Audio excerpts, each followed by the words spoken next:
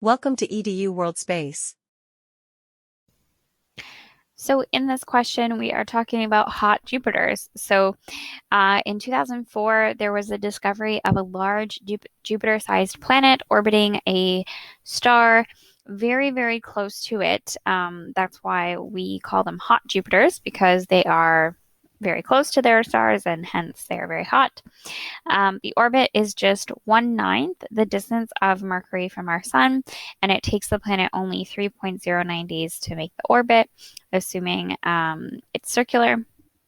We want to calculate what the mass of the star is and how fast the planet is moving in kilometers per second. So first of all, let's parse out some of the information that was given in the question. So we've been told that the orbital radius of the planet is 1/9 the distance between Mercury and our sun. So if you look at Appendix F in the book, you'll see that that distance is 5.79 times 10 to the 10 meters. And so we can calculate the orbital radius of this new planet by dividing by 9 or multiplying by 1/9, and we get 6.43 times 10 to the 9 meters. So that's what we're going to be using for our orbital radius here. And then the orbital period was given in terms of days. And for formulas that we use, we normally want to have this in seconds. So we're going to multiply by 24 hours in a day and 3,600 seconds per hour. And that will give us the period in seconds, 2.67 times 10 to the 5 seconds.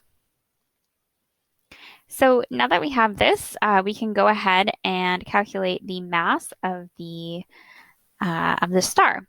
Now, how are we going to do that? Well, what we can do is we can kind of reverse engineer the formula for orbital speed. And so I can rearrange this to get m, capital M by itself. So I'm going to square both sides. I'm going to multiply by R naught and divide by G on both sides.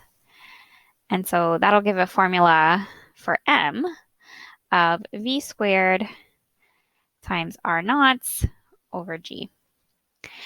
So this is the formula we're going to use. The only problem is that we don't have what V is. So we're going to go ahead and calculate V very quickly on the side here using the orbital radius and the period.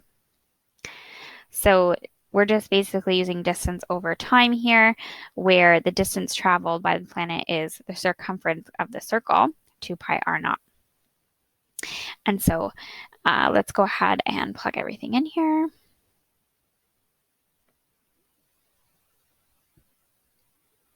Nothing really to watch out for here, just kind of basic calculation. And so we get a orbital speed of about 1.51 times 10 to the 5 meters per second. So this planet is moving quite quickly.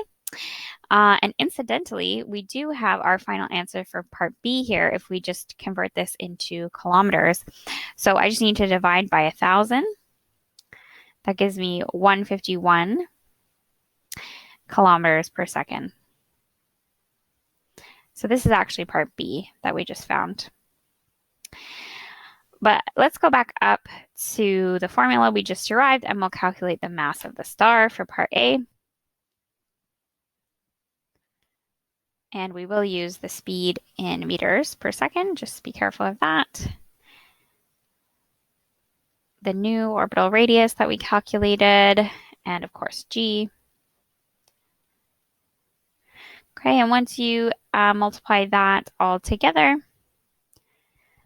we get a pretty typical mass for the star, 2.21 times 10 to the 30 kilograms. And the question did request that we quote the mass in terms of our sun's mass. So what you need to do in order to do that is to divide by the sun's mass. So we know that the sun is, 1.99 times 10 to the 30. kilograms.